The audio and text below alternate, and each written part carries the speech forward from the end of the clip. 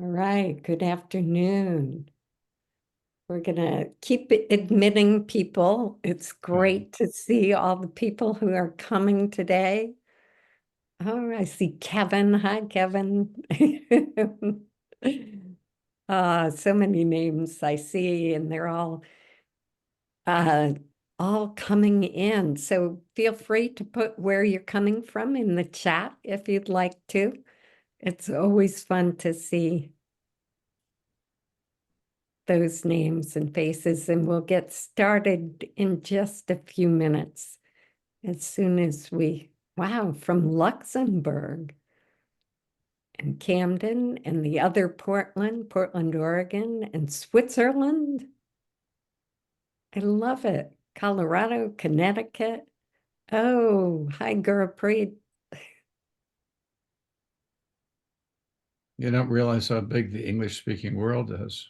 No, you don't. There's Ottawa, Tasmania. Did you see that, Billy? No, but I believe you. And Serbia You're, and you're not Arizona. going to jive me. There's Kevin Pilkington. I know him. Yeah. Wow, this is terrific. Ontario, White Plains, New York. Went to high Dad school. used to work in White Plains. My mother's from Ontario. My mother's from Orillia. I'm sure if you're in Ontario, you know Orillia. I spent all my boyhood summers there. Atlanta. And look what it did to me. It did great Growing things me. for you, it looks like. Austin, Texas. Yeah, Bismarck, North Dakota, I don't know. Florida, Doesn't know Fleming Florida. Island. I I don't don't know know where where that that is. is. Do you? No, I don't know. We are just talking about Boca Grande, though. Prince Yeah. Edward County, Ontario. Rockport, Maine. Upper Arkansas. My first editor was Miller Williams. He was director of the University of Arkansas Press.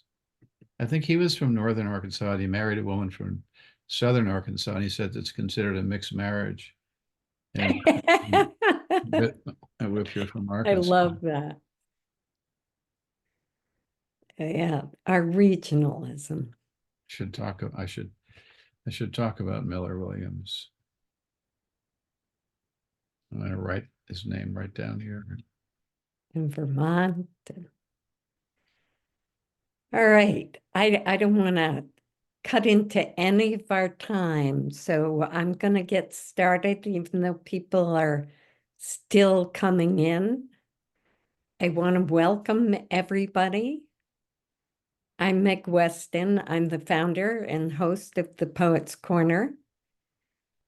And today's event, something that I've been anxiously awaiting, or maybe eagerly awaiting, it's Eagerly. perhaps a better word. Very special guest, Billy Collins. And you know that because that's why so many people are here. So I'll just say a few words about the Poets Corner in case you're new to us, although I see many, many familiar names and faces of people who have joined us for readings over the past 4.5 years. The Poets Corner was founded in June of 2020 to create community among writers and readers of poetry and short prose. And today we have over 4,500 members from all around the world. We host monthly readings, usually on Sunday afternoons. They're free and they're recorded and they're always available on our website after the event. And we also do workshops, craft talks, and special events for which we might charge a small fee. So just to let you know about a few upcoming events, tomorrow, Monday the 21st, at 3 o'clock, we have a craft talk with the inaugural writer in residence at the Malay House in Rockland, Melissa McKinstry. She'll be talking about ekphrastic poetry and giving many wonderful contemporary examples, as well as suggesting strategies for writing your own ekphrastic poems. And there's still time to sign up for that. You may also want to enter our 4th annual ekphrastic challenge, which is put on by the Poets Corner in collaboration with the Page Gallery in Camden, Maine. They host a special exhibition called Art and Ekphrastic Poetry 2024. It's in their gallery in Camden, but it's also online, so people can enter from anywhere in the world. You just write a poem to any one of the artworks in the exhibition and submit it to the Poets Corner. Our team of poets will select 10 poems to be read on Zoom on November 10th.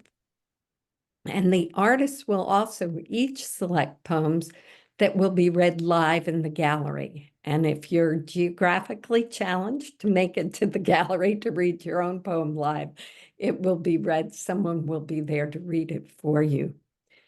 That's on Saturday, November 16th. The details are on our website.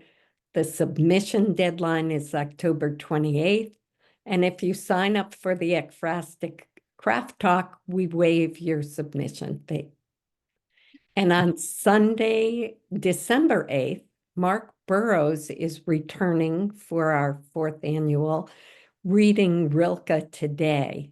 He's just published a new translation of Rilke's Sonnets to Orpheus, and he'll be reading and talking about these poems and how they live with Rilke in their lives today, in conversation with Padre Gotuma, the host of the Poetry Unbound podcast. And new this year, Krista Tippett will join them, the founder and host of the On Being Network. You won't want to miss that. It is on December 8th, and more details will be on the website. So on to today's program, Billy Collins. I've heard him referred to as America's most popular poet today. I could see why. His poems have humor and pathos. They relate to our everyday lives in ways that we can relate to them. In February of this year, I was reading a poem he published in the New Yorker called Thought, a Rarity on Paper, that recalls his experience as a young poet at the feet of Jack Spicer and talking about Berkeley poets and also how it felt to outlive them. It's just a beautiful poem. And it was resonant. It is resonant for me as I invite amazing poets to read on the Poets Corner and feel like I can sit at their feet. Although I probably won't outlive any of them because I've started this so late in life. But that day I read that poem, I sat down and wrote to my friend Richard Blanco and asked him if he would be willing to make an introduction. He did. I wrote a letter, and Billy, surprisingly to me, responded with generosity. I know he has more invitations than most of us poets will in a lifetime. So I'm just so pleased as punch that he accepted this one. Richard said to tell you that he can't be here today because he's driving from Orlando, but to please send you a big hola. So Billy will be reading from his new book, Water, Water, which launches November 16th, as well as musical tables and perhaps other poems. He's been our U.S. Poet Laureate and written more than a dozen books of poetry. I'm sure every one of you has a favorite poem of his, like a favorite song. There'll be time for Q&A in the chat after he reads, and maybe he'll take a request or two, who knows. But please join me in welcoming Billy Collins. Thank you, Meg. And I'm happy to be here, and I'm impressed that you are a follower of volcanic activities. and that you've gathered almost 5,000 people around you to celebrate and read and enjoy poetry. So I'm eager to read some poems. I'm going to jump around a little bit, but excuse me, I will read from, well, there's my advertisement for Water Water with a hare in flight. It's a beautiful watercolor by a Spanish painter named Juan Bosco. And people call it a rabbit, but it's actually, you can tell by the ears and by the velocity that it's a hare. I like to think of it as an Irish hare, but I'm not sure of its nationality. But the people at my publisher is marketing, they always want to know what the cover art has to do with the title. And I try, I mean, I wouldn't want to picture the title like Water Water. But they said, is the hare running away from water because there's a deluge, or is the rabbit thirsty and running toward water? But these are questions one has to deflect, basically. But so I'm glad to be here. In my cynical heart, I think of this as just one big infomercial because I'm going to try to push my book and maybe a few other poetry products. But let me start by reading a poem about the reader, a rather a vital participant or player in my poetic experience. This is the first poem in a book called Picnic Lightning. And it's called A Portrait of the Reader with a Bowl of Cereal. It begins with an epigraph from Yeats, not from his poems, but from an essay. Yeats had a very exalted a sense of the place of the poet, the high place of the poet in society. Um, People have called this his equestrian mode. Even on his gravestone, it says, cast a cold eye on life and death, a horseman passed by. So even when he's dead, he's still talking to people who could afford to have a horse. And in Ireland, that was not many people. But he says the poet never speaks directly as to someone at the breakfast table. So poetry is not casual. It's not every day. It's not some kind of conversation about past salt or the jam. He had something. He had something wrong about breakfast to him. Anyway, I took exception, and my poem is called "A Portrait of the Reader with a Bowl of Cereal." Every morning, I sit across from you at the same small table, the sun all over the breakfast things, curve of a blue and white pitcher, a dish of berries, me in a sweatshirt or robe, you invisible. Most days we are suspended over a deep pool of silence. I stare straight through you, or look out the window at the garden, the powerful sky, a cloud passing behind a tree. There is no need to pass the toast, the pot of jam, or pour you a cup of tea, and I can hide behind the newspaper, rotate in its drum of calamitous news. But some days I may notice a little door swinging open in the morning air, and maybe the tea leaves of some dream will be stuck to the china slope of the hour. Then I will lean forward, elbows on the table, with something to tell you, and you will look up, as always, your spoon dripping milk, ready to listen. That's something Yeats would want in the poem, the dripping milk. It's just too sloppy. And maybe I'll read the title poem from there. And this is the title Picnic Lightning. It's if you think about it, it's picnic, comma lightning. And it's also a parenthesis in Lolita. And Tom Stoppard called it the greatest parenthesis in English literature, if that doesn't get your attention. Um, and the sentence in Lolita that contains the parentheses is this: my very photogenic mother died in a freak accident, picnic, lightning, when I was 3.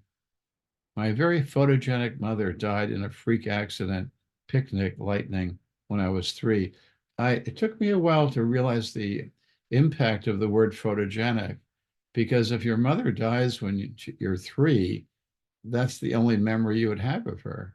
What do we remember, from the age of 2? It would only be photographs.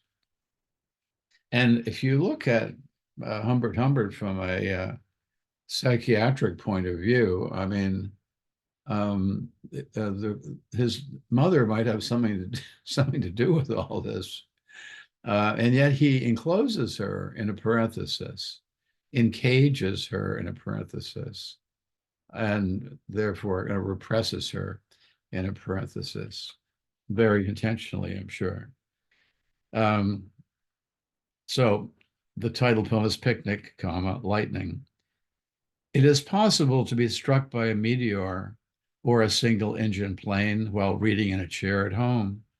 Safes drop from rooftops and flatten the odd pedestrian, but mostly within the panels of comics. But still we know it is possible, as well as the flash of summer lightning, the thermos toppling over, spilling out on the grass. And we know the message can be delivered from within. The heart, no Valentine, decides to quit after lunch. The power shut off like a switch. Or a tiny dark ship is unmoored into the flow of the body's rivers, the brain a monastery, defenseless on the shore. This is what I think about when I shovel compost into a wheelbarrow, and when I fill the long flower boxes, then press into rows the limp roots of red impatience, the instant hand of death, always ready to burst forth from the sleeve of his voluminous cloak. Then the soil is full of marbles, bits of leaf like flakes off a fresco, red-brown needles, a beetle quick to burrow back under the loam. Then the wheelbarrow is a wilder blue, the clouds a brighter white, and all I hear is the rasp of the steel edge against a round stone, the small plants singing with lifted faces, and the click of the sundial as 1 hour sweeps into the next. So obviously a Carpe Diem poem, as 93% of poems are, that the thought of death is an intensifier, the shadow of death that crosses over the page of the poet is a reminder, is the cold finger of the poet on your shoulder, reminding you that your days are numbered. Yeah. So that's that. Now let me let's read from a few poems from Aimless Love.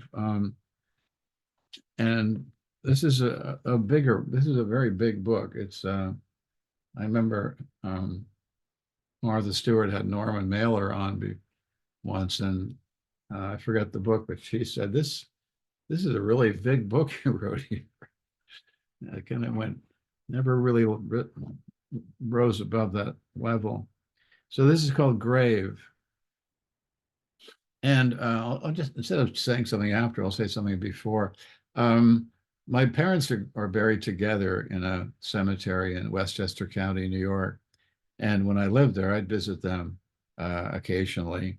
And I found the best thing to do is just to talk to them instead of kind of being reverent um, or grieving. I would tell them what I did that day, just very casual, as if they were there.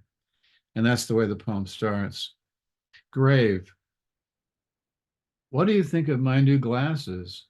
I asked as I stood under a shade tree before the joined grave of my parents, and what followed was a long silence that descended on the rows of the dead and on the fields and the woods beyond. One of the 100 kinds of silence, according to the Chinese belief, each one distinct from the others, and the differences being so faint that only a few special monks were able to tell them all apart. They make you look very scholarly, I heard my mother say, once I lay down on the ground and pressed an ear into the soft grass. Then I rolled over and pressed my other ear to the ground, the ear my father likes to speak into, but he would say nothing, and I could not find a silence among the 100 Chinese silences that would fit the one that he created, even though I was the one who had just made up the business of the 100 Chinese silences, the silence of the night boat, the silence of the lotus, cousin to the silence of the temple bell, only deeper and softer, like petals at its farthest edges. So my father was quite a joker and would a practical joker, and a guy who liked to tell jokes and fool people. And I can't go into these some of his practical jokes, but he would be arrested today for some of them. So that's why I wanted to get back at him at the end and fool him with this made-up Chinese silences. And well, here's a poem called Palermo, which is really about extreme heat and how it can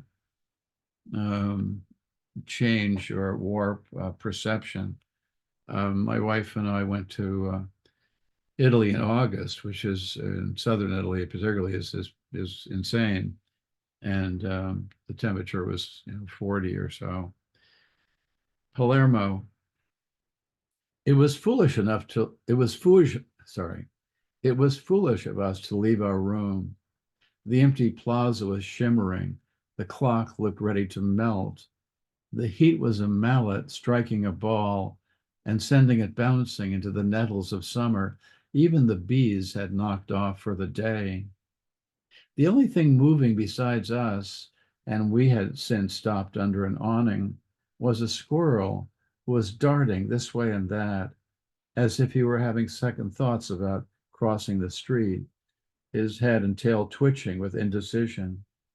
You were looking in a shop window, but I was watching the squirrel, who now rose up on his hind legs, and after pausing to look in all directions, began to sing in a beautiful voice a melancholy aria about life and death, his forepaws clutched against his chest, his face full of longing and hope as the sun beat down on the roofs and awnings of the city, and the earth continued to turn and hold in position the moon, which would appear later that night as we sat in a cafe, and I stood up on the table with the encouragement of the owner and sang for you and the others the song the squirrel had taught me how to sing. I don't, I don't know what that's an example of, if anything, but except itself. But I guess it's taking. I mean, I like to take advantage. I mean, who doesn't really of the imaginative range that and possibility that poetry offers, um, because we're really unencumbered by what you'd call social realism, which has really dominated the novel. That it's the engine that generates the novel, almost ever since its beginnings. Well, yeah, since its beginnings, I'd say. Social realism being summarized by the sense that what's going on in the novel you're reading is similar, if it's a contemporary novel, to what's going on out your bedroom window. People are getting on buses, they're eating sandwiches, they're making love, they're pursuing each other, or whatever. But poets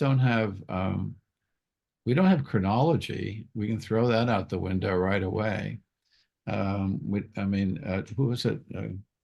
Truffaut, maybe one of the French directors said that film is every film has a beginning, middle, and an end, but not necessarily in that order. So we can messing with chronology, or and then just messing with reality. So the squirrel starts to sing, and once the squirrel starts to sing, once that came to me for some reason, my wife is looking in a store window, and I'm locked in on the squirrel who begins to sing this beautiful aria, which I sing later. Then I knew now we're getting somewhere, I didn't know where exactly, but and then we go into the earth, we widen the lens, and now we're looking at the earth that's spinning, holding in position the moon. So we've got the two of them like in place, and that's the moon that comes out later. And I get up and sing the squirrel song. And I thought, well, that got from one point to another.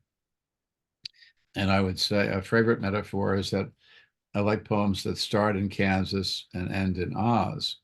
That is, they start in a very familiar place, which is really the magic of that movie.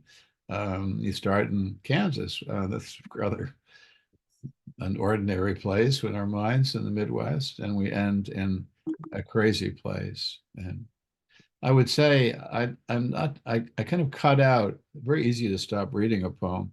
And I tend to cut out if the poem begins in Oz.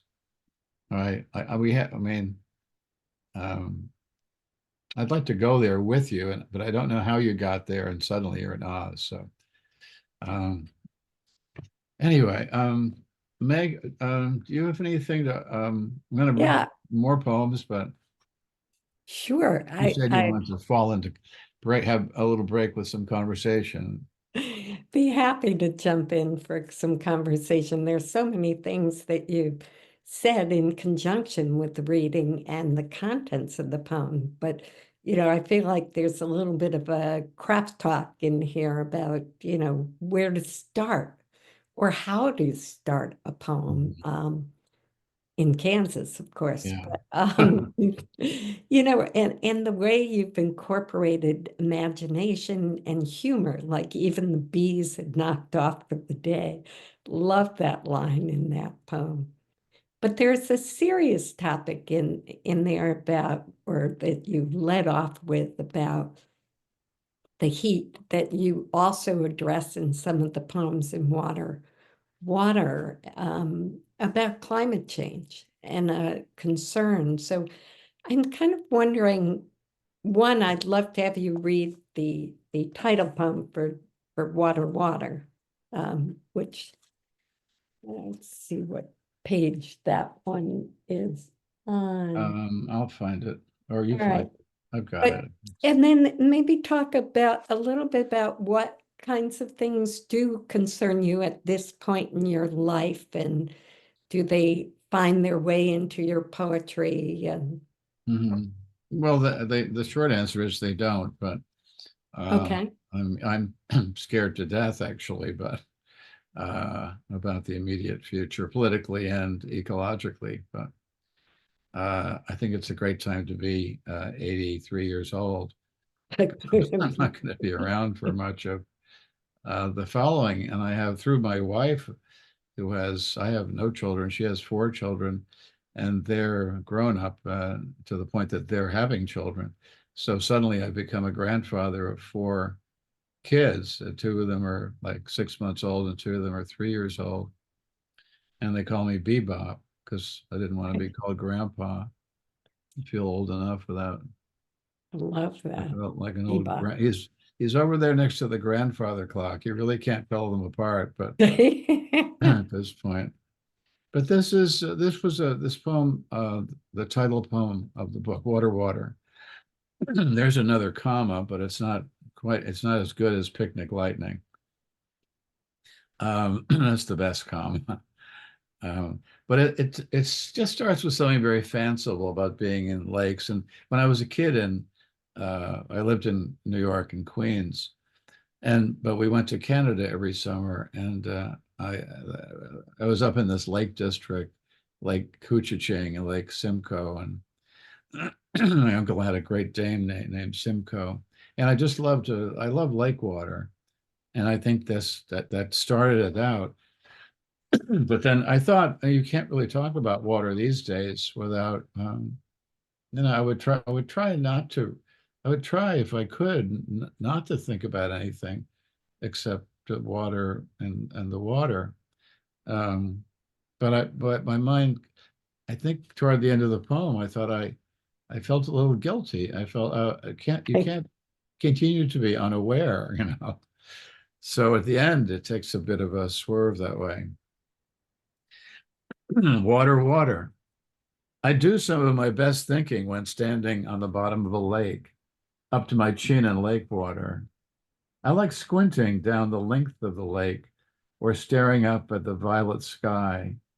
I don't care if my head looks like a beach ball from the shore, as long as the lake water holds me up and I keep my balance with extended arms.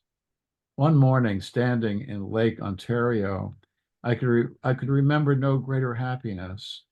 Unable to contain this feeling, I took a step, and for a moment I was beside myself. This kind of thing can go on for some time, thoughts running around my head like a stampede of antelopes. Only sometimes one of the young stumbles and is set upon by a pack of cheetahs. This is the doomsayer thought about the future, the lake drying up and leaving me abandoned, or rising above its banks to inundate me. Such are the two basic human fears, as if one could not occur, as if both could not occur at once, as they do when I dream that I am both alone and being smothered by a dozen women. Meanwhile, swimmers swim by on their way to sunbathe on a raft. A speedboat lifts me a little in its wake, all part of life when you are afloat and half bouncing off the sandy floor with your toes. And I'm far enough away from shore not to hear the shouts of foreboding and calamity. I know the end is near. Seawater will rise and flood the aquifers. The basement sofa will begin to float. So hard to picture it from here, though, what with the sentinel pines along the shoreline and just enough water to fill the lake exactly to the brim. So here, the pleasure of the present, the really sensuous pleasure of being in lake water, overwhelms the anxiety about the future. And that is, by extension, I mean, if you put the book aside and start thinking about it, which I don't really, but that's why the planet's in such trouble that we're trying to protect people that don't exist. You know, that's one of the reasons that our uh, we the best of us have a greater sense of being able to imagine a future and see that we're responsible for it. But it's given the the draw or the seductions of the everyday or just everyday experience. It's very difficult to live your life for the future, and that's why the speaker standing in lake water um, sees that the pines are still there, and the lake is just perfectly filled to the brim, not too low, not too high, and that's kind of I think what we see, and that's more comforting than the horrors of inundation. There's a wonderful book called Light Bandit that is I forget the author's name now. It's a pretty new book, but it's about the eventual inundation of the state of Florida. In the novel, it's totally underwater, but there are still people there, and they have reverted to a water life. And there's a lot of violence between various tribes and whatnot. But it's called Light Bandit. It's really frightening. there's a lot of speculative fiction out there dealing with that helps us imagine that future, but we can't, and at the same time we live in today.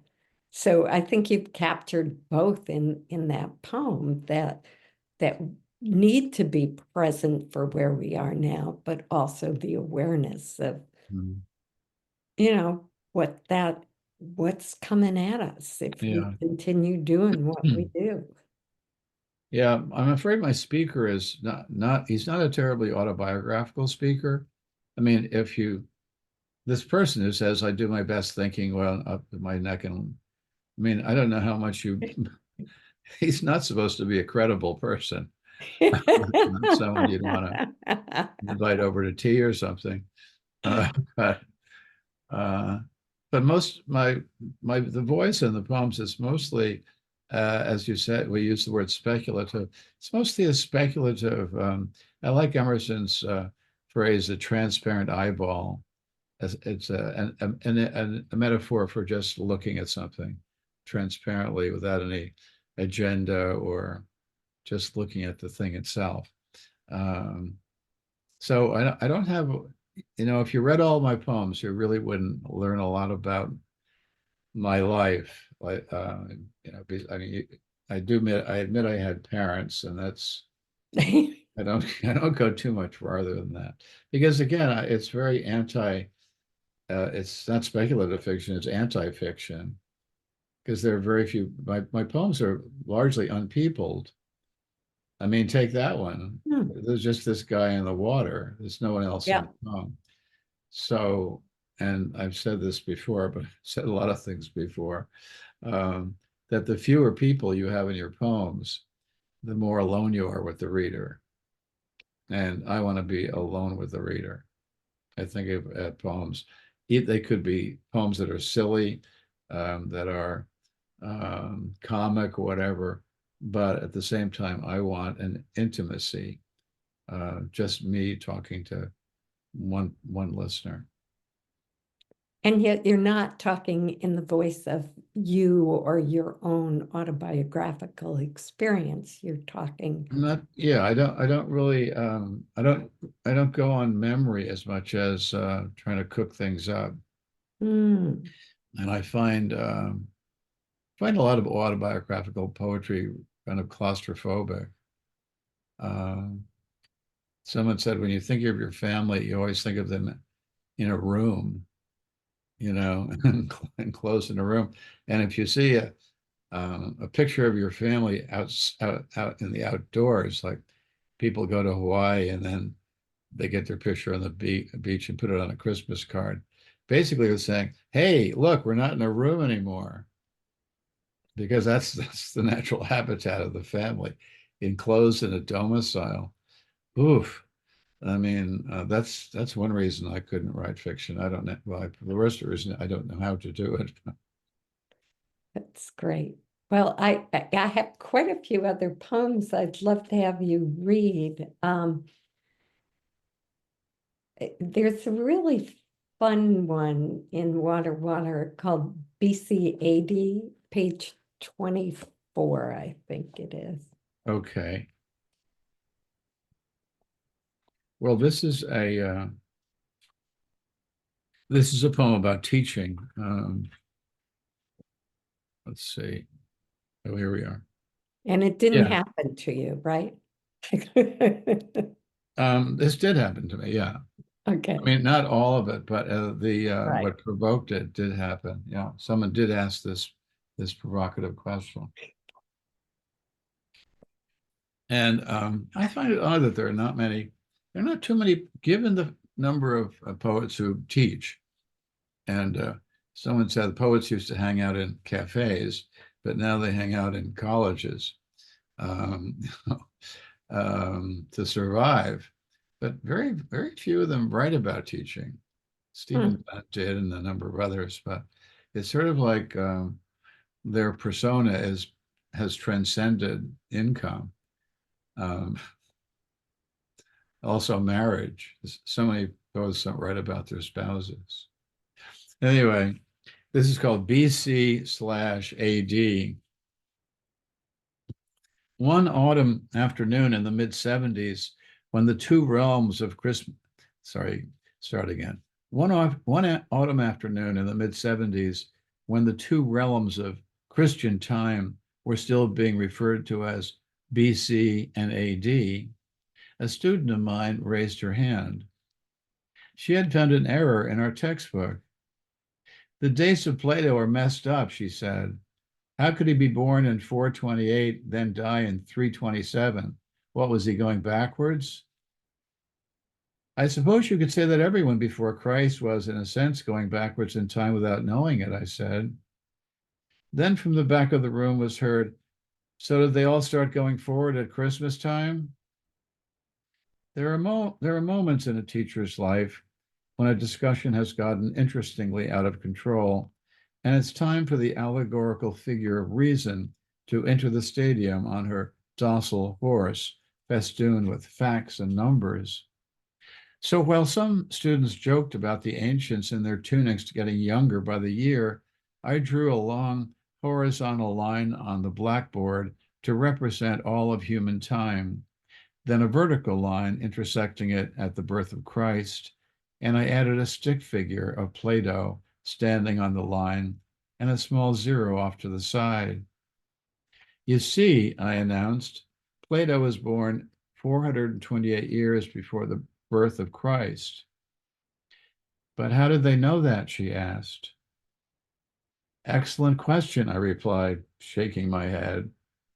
Then from the back, another excellent question. And why do the languages change from English to Latin from before Christ to Anno Domini? You would think it would be the other way around. You would think, I repeated, moving over to the big school window, one finger pressed pensively to my lips, to observe the orange and yellow trees, patches of blue beyond them, and a few ordinary birds darting through the scene until the bell, signaling the end of our class and the beginning of something else, rang. This was, after all, an introduction to poetry. I, I just can't stop laughing at that poem. I love it. Well, it's true. It's A few little unfortunately added, the true. birds are added, but the dialogue was pretty close to the truth. I think I read in an interview you had, and you've had so many, but that you didn't start out with humor in your poetry. You know, you think of most poets as being so serious and, I don't know, just driven by angst in a sense. And that whole era of the Berkeley poets, the beat poets, going back to that. But at what point did you say, oh, it's okay to have humor in here? Well, first of all, I want to just say I'm very serious about writing poems. I'm very serious about writing a good poem. And when you said anxiously and corrected it to eagerly, that's one of my obsessions. And um, yeah, I mean, who was it said I took a comma out of a story and then in the morning and put it back in the afternoon. So I'm very careful to write good lines. I think of poetry as coming in lines. And I was just thinking the other day that so much poetry, like before Whitman, the first lines are capitalized, right? Right. And I was thinking, that's not done very often. Charles Simic, his poetry feels kind of casual and talking. He uses those capital letters. But I was thinking maybe the older poets did it because it stresses the importance of the line. That going back, it's not the beginning of a sentence the way we capitalize that, but it's the beginning of something. It's the beginning of a line. So, well, I wrote serious poetry when I was a teenager because teenagers are very serious when they're alone anyway. And my interest in poetry coincided with the beat poets, and so I wrote poems that were angry. I wasn't angry about anything really, but except having a quiz the next day or something. I was a pretty happy only child, a happy kid. But I thought, well, that's what that's what these poets are doing. They're outraged. So I'm going to be outraged. And also the poetry I thought I knew was melancholy. The poet was sad. I'm trying to simplify it. I mean, just to myself here, but it's as if at the end of the poem you wanted to say, "Well, what's wrong? Can I help you, or can I?" So I wrote poems that were angry and sad, and sometimes obscure, because I also was finding from a lot of poets that I couldn't understand them. So there I was trying to be a poet, being angry and sad and obscure. And what got me out of this was just reading other poets. And what got me to loosen up. And yeah, my father was a hilarious guy, and I was always pretty funny, and in the way that high school kids are funny. And all my friends, and my friends to this day, are are people with a lively sense of humor and a sense of verbal humor. And the test of a friendship for me was always that willingness to abandon what we're talking about and just go off on a sidetrack about, eager and anxious or something like that, where you just the topic doesn't mean anything. It's how you're saying it, and the illusions that come up, and it becomes playful.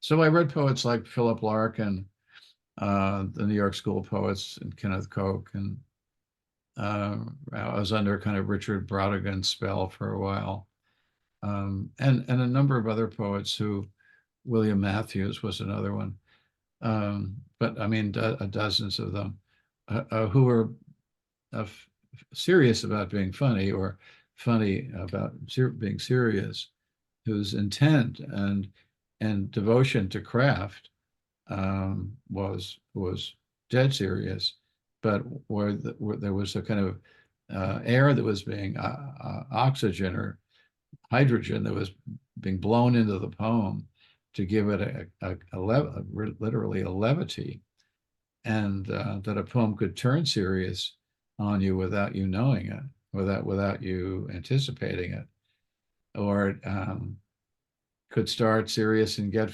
start laughing at itself. So there was, I think it was actually William Matthews who said the trouble with light verse, although I personally love Ogden Nash, the trouble with light verse is it wants to be funny from the first line to the last line. It's just funny, funny, funny, and comedy, comedy all the way through. Whereas humor is more of a strategy than just a source of entertainment. It's a poetic strategy that you can, you have the two faces of tragedy and comedy, but there's to avoid that, there's a third face, and that's the face of irony. Basically, irony offers the possibility of not falling off to either side, not being morbidly serious and not being silly on the other hand. So It's it's also a all about influence. strategy. Pardon me, go ahead. Sorry. No, go But ahead. it's a strategy that invites us in as a reader. I mean, I found if I'm reading in a live reading a poem that has humor in it, I can feel the audience in Right, a right. different way. And it's not only funny, it's not light verse. We did a Poets Corner reading a couple of years ago. Kevin Pilkington was part of it, called Wordplay. And it was really about humor in poetry, but it's more than humor. And I love the wordplay in so many of your poems. And I was thinking, particularly in this book, Musical Tables, a lot of those very short poems are based on, language and the absurdity of language and the fun of language. I don't know if there's one that comes to your mind, but I was thinking of, if you have that book, Oxymorons on page 65. Okay. Let me read two other ones before that, okay? Sure. Um, the first one, these are very tiny poems. They're 3 lines long often, or less. It's called Highway. Hitchhiking alone, I notice an ant walking in the opposite direction. Another one's called 3 a.m. Only my hand is asleep, but it's a start. And yeah, and then is uh, carbon dating. He tried it once as a last resort, but most of the women were a million years old. So, and then oxymorons is just a list of oxymorons. Family fun, beach culture, office party, dog person, children's hospital, light pollution, happy birthday. Hmm. I guess oxymoron, I always like children's hospital are words that are just so sad when you see them together. Right. Shouldn't Not be a true together. oxymoron, but There's a couple of other in that book. Would you read Light Year at page 123? light year, light year being the amount of light that falls every year on this green pasture where I pulled the car over to write down what I just thought of. Is that how you write poetry? Do you pull the car over because a thought comes to your mind, or what is your No, practice? I can write while driving. Oh, So okay. I've written a number of poems on long trips. In in Europe, or especially in Ireland, where I tend to go more than other places, you're shifting with your well, you have to write with your left hand because the pad's in the passenger seat there. So yeah, that's very dangerous. But I can do the other. Well, here's a little one called, oh, they're all little ones, but it's called The Sunday Times because today's Sunday. There's so much going on in the world besides these sausages. So that might, and here's one called View. In the summer sky, a cloud with its mouth open eats a smaller cloud. I just went to the Belfast Poetry Festival Oh, here in really? Good Maine. for you. It's in Maine, Belfast, Maine, Oh, not I see. Okay. Portland. Well, good Uh, for you um, anyway. although somebody had texted that they or emailed the founder and said, I'm here in Belfast and where's the festival? Oh, really? Oh, that's a, Yeah, but they had a haiku death match. Have you ever heard of that? I don't think so. I've heard of some It, kind it, it of was death matches, but it's a poetry slam kind of thing yeah, where yeah, they toss out a few words and everybody has to write, or two competitors write a haiku in 3 minutes, right. and then the audience votes for which Yeah. one's better. And I would never want to be a participant, but it was kind of very fun to watch. I've written Watch a lot of the haiku. I have a little book called She Was Just 17 of haiku, and I all the ones I write are 17 syllables because that's there's no pushback unless you adhere to that. You're just throwing out 3 lines. I'll give you one of my haiku. It's called sure. um, mid, um, I forget what it's called. Midwinter evening, alone at the sushi bar, just me and this eel. That's supposed to You be. like writing haiku? I love it because it's really good practice for any poet.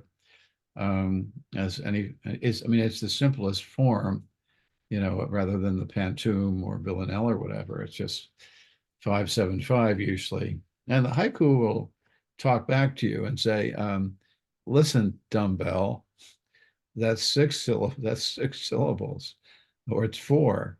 Wake up! I said 5." So you have a negotiation with the form. Now, even a lightly self-imposed form that you're going to write in a sort of kind of like quatrains or something, um, you're still in a negotiation with the form. Like the quatrains telling you what you have to do, and well, do I really have to do that? Yes, you do. And I think a lot of really good poetry comes out of this tension between the parameters that the poem is demanding, and the willfulness of you to express yourself. No, which is a really overrated practice, or um, whatever. And yet most of your poems are free verse. Yeah, but I still I think Stephen Dunn said a free verse poem is always seeking a form. As you're Mhm. writing, there's some kind of formal restraints. And even if it's the poem has a gradual development, then it makes a turn of some kind, and then it comes back to itself. So that maneuver, like you picture a kind of ice skating maneuver, that in itself is a constraint or a strategy, or in other words, a form. And if you take the oldest words in poetry studies, really form and content. And I think of content is the poem's interest in something in the world, a subject, whether it's love or nature or standing in a lake or in lake water. And the uh, form is the poet's interest in itself as it's being written. And so, in that sense, my poems are very interested in themselves as they go along. Often they're wondering, where are we going? Where do you think you're Mm. taking us? And they take you someplace other than where you start. Well, if Always. they don't, my wastebasket is full of uncooperative poems that seem to just want to stay in the same place. Interesting. Not a I'd love given. to have you read a few more poems, and then I think we can take some Q&A from the chat if people have questions. Okay. Well, let Uh, me read a couple from Water Water, Great. since that's part of the infomercial here. So this is I think it's the first poem. It's called Fire. I'm having a swell time reading Lonesome Dove. Glad I still have 400 pages to go. But this paperback is one of 1,000 things around me I would not grab as I dashed into the street if the house ever decided to burst into flames. I probably couldn't find the cat for all the smoke filling every room. So let me see. Give me a minute. I should have thought of this earlier, before the fire trucks arrived and the men in helmets were rushing past me. But here I am, out on the lawn in a bathrobe with a few sleepy neighbors, red lights flashing all over us. I'm holding a photograph to my chest, and the cat is sitting next to me, apparently mesmerized by the flames. I'm happy with my choice as I look down at you and me in a frame. Here's a chance for a fresh start, I figure. And as for the ashes of Lonesome Dove, I can always get another copy. Or maybe that's just where I was meant to stop reading. Shall I do one more from here? Definitely. Okay. Definitely. Um, well, before the program started, we were talking about volcanoes and about a young man in Hawaii who was wearing flip-flops and walked over and lit a joint on the lava of the volcano. This is called marijuana. When I was young and dreamy, I longed to be a poet, not one with his arms wrapped around the universe or on his knees before a goddess, not waving from Mount Parnassus, nor wearing a cape like Lord Byron, rather just reporting on a dog or an orange. But one soft night in California, I walked outside during a party, lay down on the lawn beneath a lively sky, and after an interlude of nonstop gazing, I happened to swallow the moon. Yes, I opened my mouth in awe and swallowed the full moon whole. And the moon dwelled within me when I returned to the lights of the party, where I was welcomed back with understanding and hilarity, and was recognized long into the night as the man who swallowed the moon, he who had walked out of a storybook and was dancing now with a girl in the kitchen. I love that one. And there's so Right. many It's more. 5 o'clock. I'm having a drink. Cheers. All right. Cheers. It's exactly 5 o'clock. Um, so there is a question from Ellen Goldsmith that says it's interesting what you say about wanting to be alone with the reader. And she's asking, what does writing poems give to you? Well, the poems give me the satisfaction of having written another poem.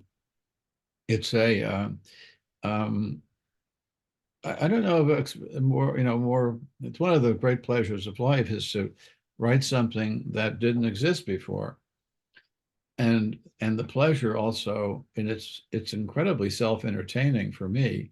And if it weren't, I wouldn't bother to write if it was sort of agony and blood coming out of your forehead and all that stuff and writer's block and um, I don't know. It's just there's a when it's happening, there's an ease to it and a wonder about how this is going. And I say in whatever workshops I give that instead of expressing yourself, think of the poem as making something for the reader.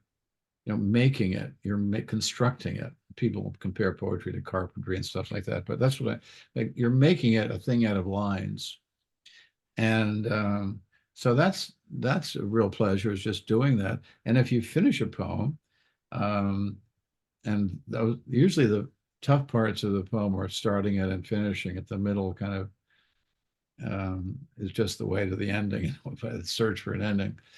But if you finish a poem, this is just a great. It's very gratifying. If you unless you read it the next day and you realize it's just junk, it's Mm. deceptive something. But anyway, that's what's in it for me. It's a creative outlet. I don't. If I didn't have a creative outlet, I think I don't know what I'd do. I mean, it could be playing the saxophone or the oboe or watercoloring. In my case, it's poetry, but um, I I think a creative outlook is so important to life. Making something outside of yourself, especially if it gives pleasure to others. There are some comments in the chat about how much pleasure your Let's poetry has see. given to folks, and also Thomas Monchuk. I'm losing you, or Oh, you were frozen there for a minute, Meg. can you And you're can you hear me okay now? uh, no, you just froze again. Oh dear. You I said, wonder if that's well, now me. you're back. I can hear a little bit. Hmm. Can you hear me okay? I can hear you just fine. Can the other people hear us? Um, All right. Lucas says it's not Jenny Smith on said my yes to end. some question.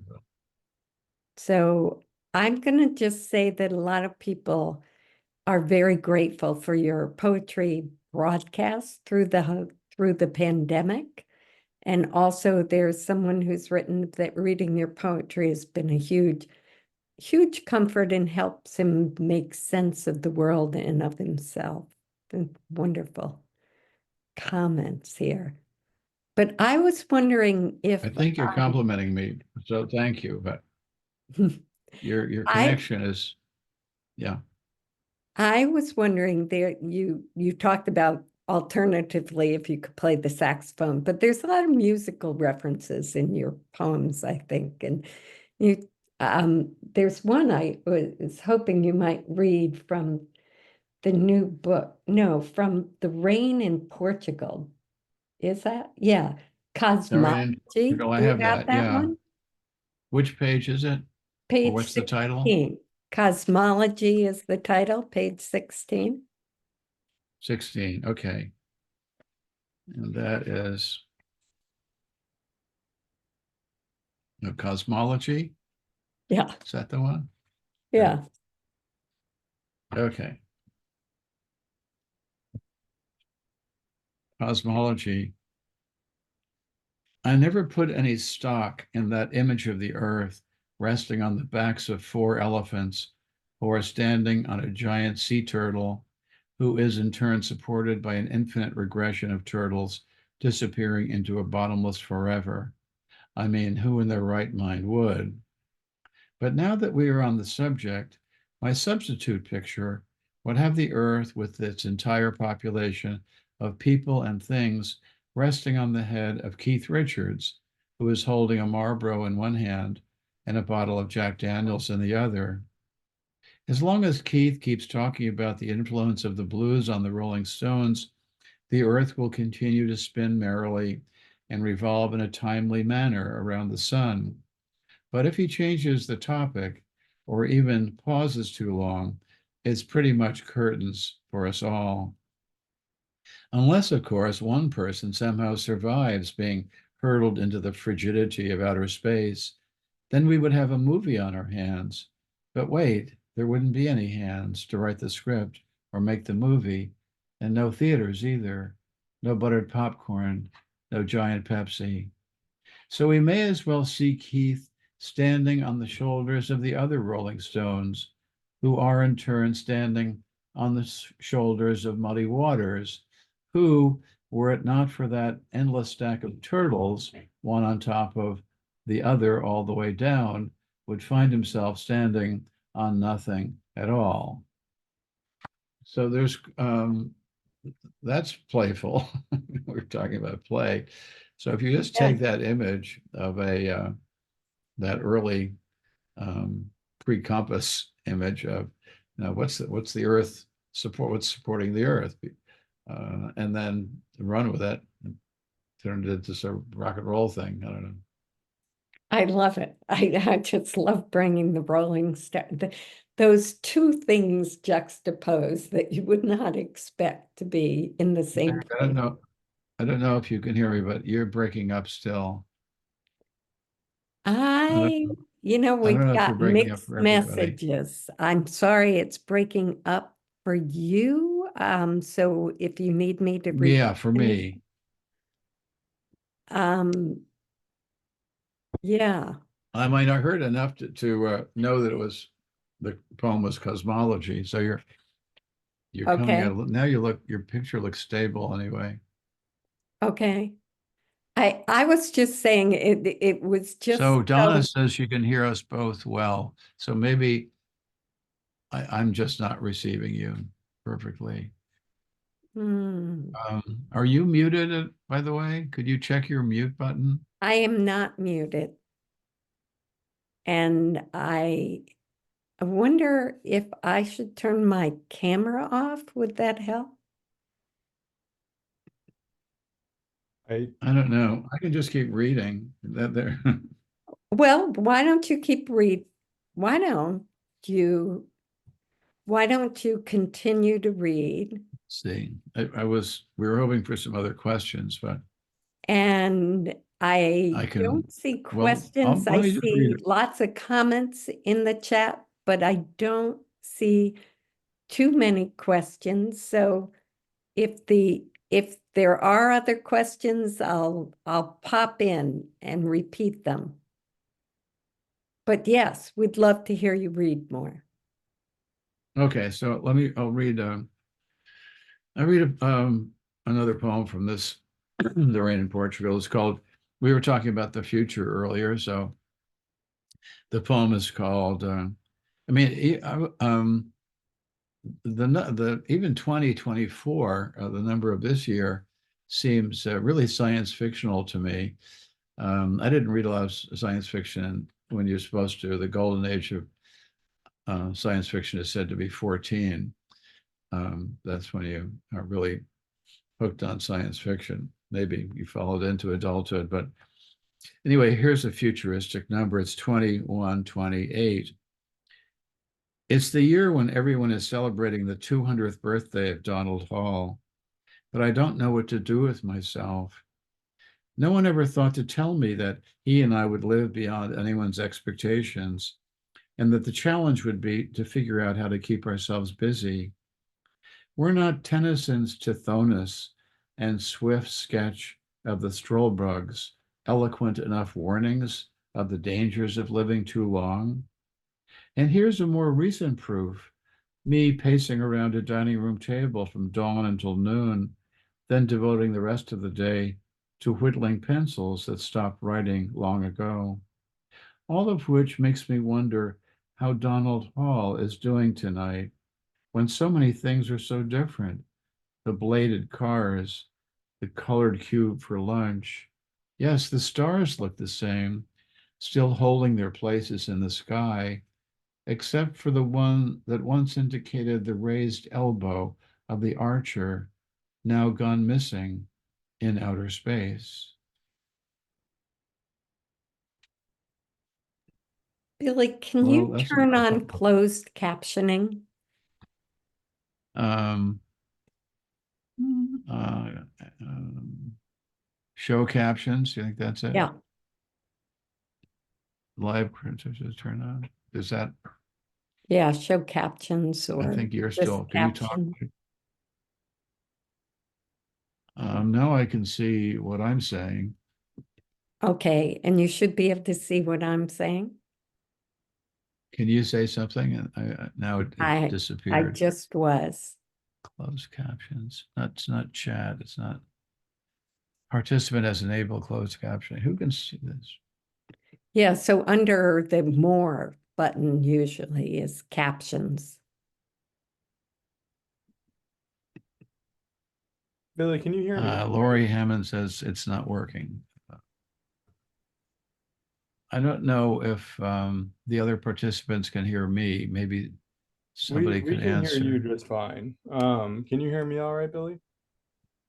Meg has to turn hers on. I guess the closed captioning is. No, it is on. It is on for everybody. And individuals can turn them on or off.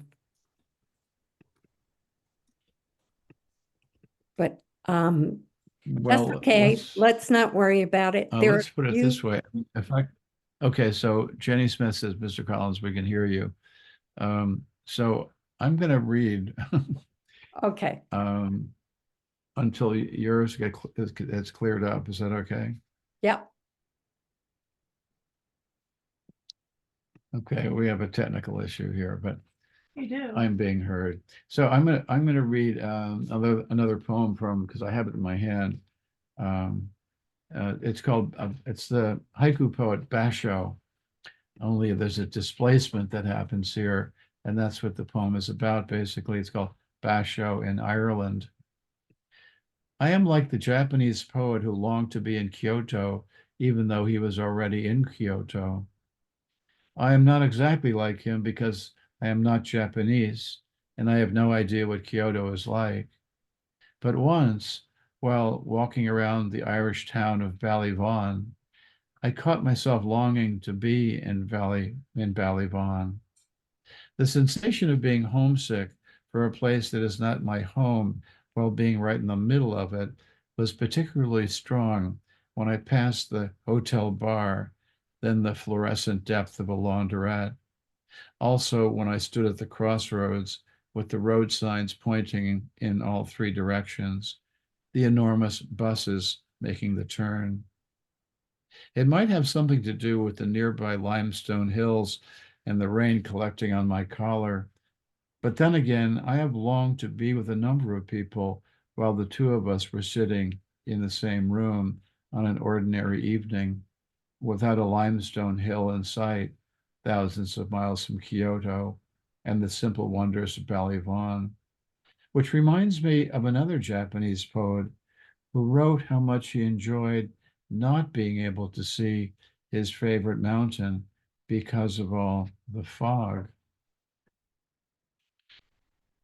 It's a very Buddhist take on missing something because I guess there's always something else. Um, let's see. Okay, so I'm being this closed captioning there. I will try.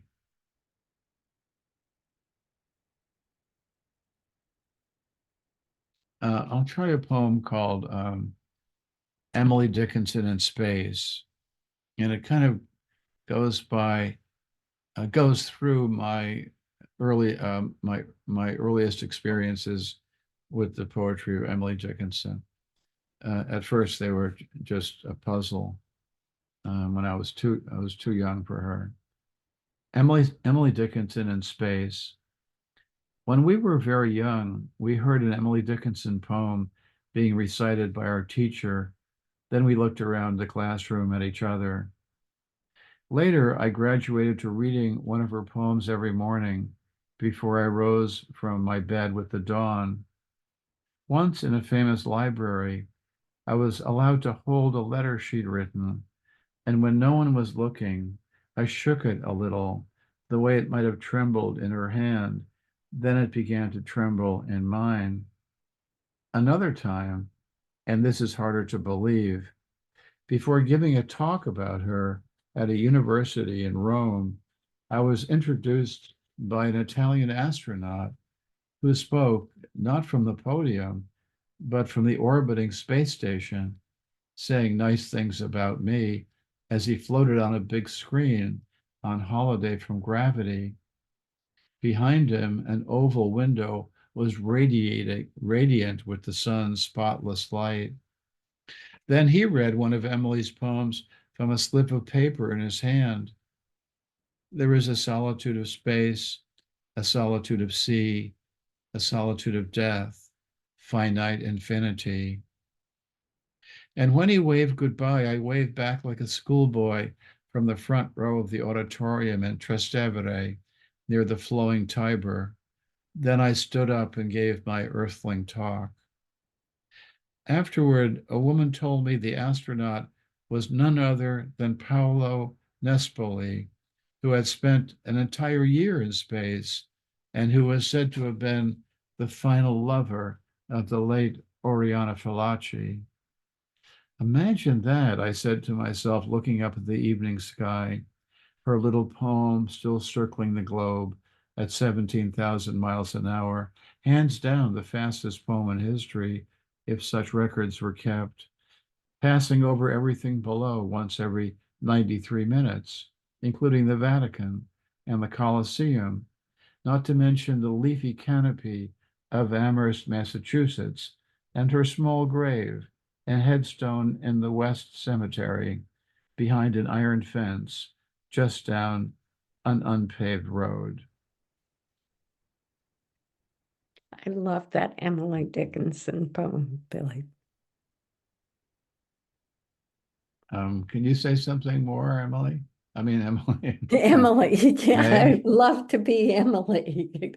You know, I have made a list of poems that I'd want you to read, and the Emily Dickinson one was just on that list, and I think partly it was the reference to Emily and the imagination of this poem being in space and the physicality of the letter.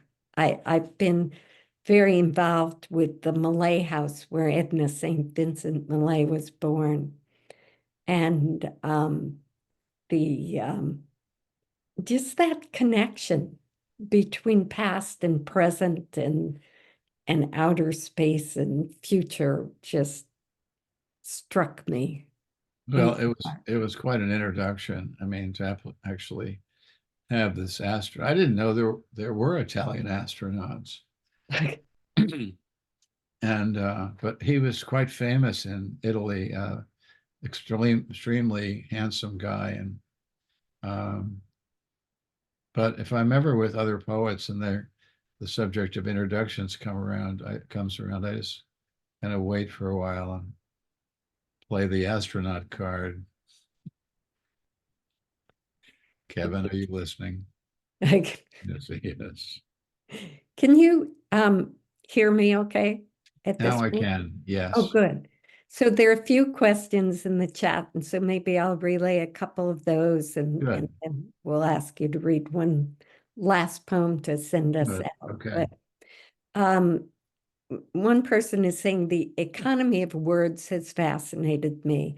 Are you a fast poet, or do you stew and think and rewrite over a number of days and weeks for each poem? Your work flows in such a way that it seems as though it simply flows out of you, which of course is beauty and perfection. But what is your process?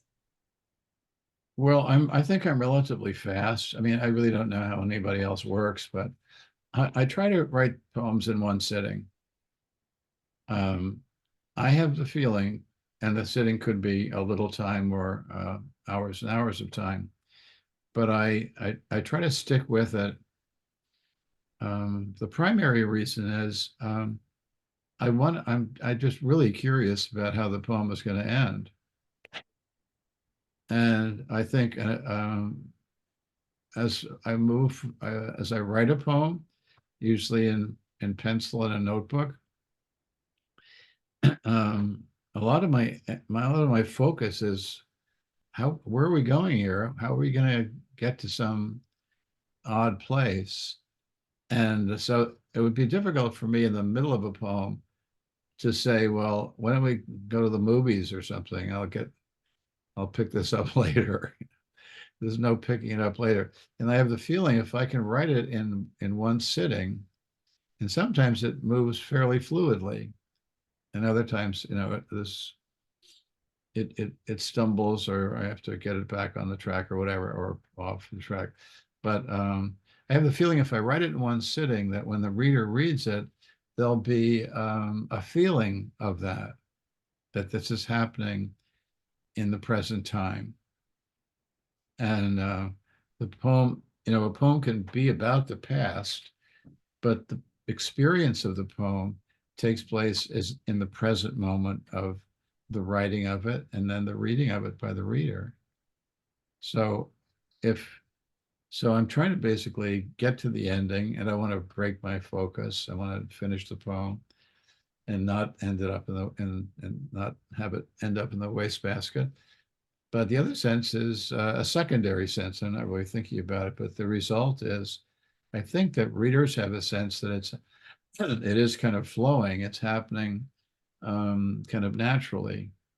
But Yeats says, I always get this backwards, but all our stitching and unstitching is for naught if it does not seem a moment's thought. So you can work a poem and work a poem back and forth, but it has to sound in some way natural. You don't want to see too much the hand of the artificer there. But you do revise, or do you I don't? revise, but not structurally, so that the poem's structure, which is a set of movements, usually like a sonata, that's a little self-congratulatory metaphor. Forget, the jury did not hear that.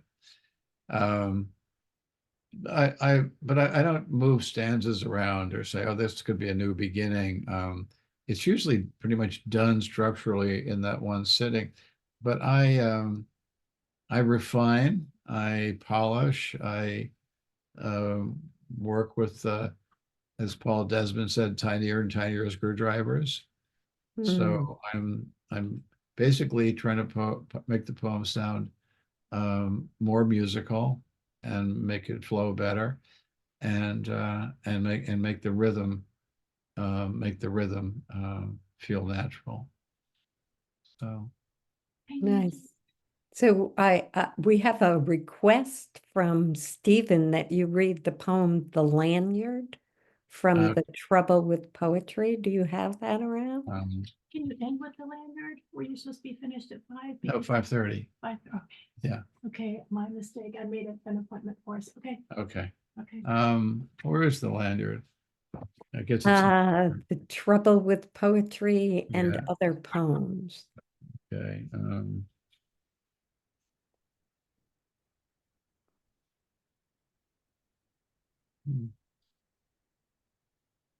Let's see. I don't have that book with me, but I have this bigger book. It should. Oh no.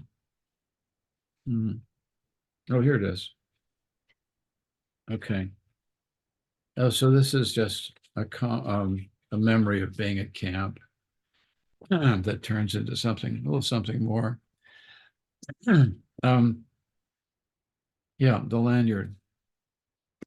The other day, as I was ricocheting slowly off the pale blue walls of this room, bouncing from typewriter to piano, from bookshelf to an envelope lying on the floor, I found myself in the L section of the dictionary, where my eyes fell upon the word lanyard.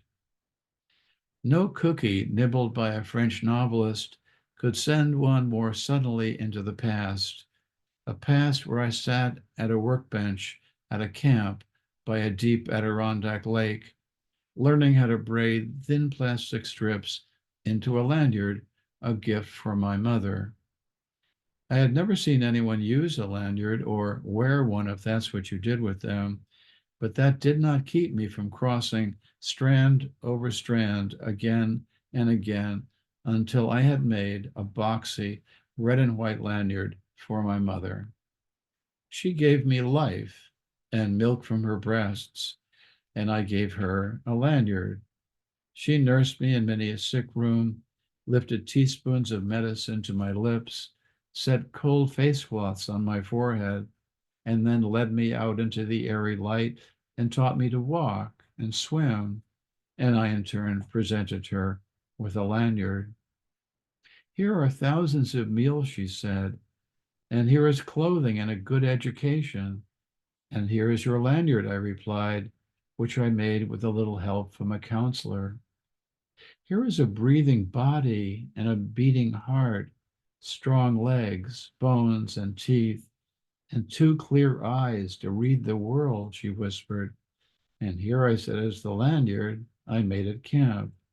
And here, I wish to say to her now, is a smaller gift, not the archaic truth that you can never repay your mother, but the rueful admission that when she took the two-tone lanyard from my hands, I was as sure as a boy could be that this useless, worthless thing I wove out of boredom would be enough to make us even. And maybe that would be a good one to close on, Meg. I think so. I think that is just a lovely poem to close on. And thank you so much for being here. It's just been a delight. So. Well, you're very welcome, and I'm really grateful to you and all the people who assembled here today virtually. Yeah, buy my book, Water, Water. Yes, It'll be out yes, November 19th, I think. Yeah. November 19th. I think Yeah. I said, great. I can't wait to get a hardcover copy. So Right. thank you so much, Billy. Great. Have a Thanks to great everybody. evening. Appreciate it. Thank you. Good night. Bye. Good night.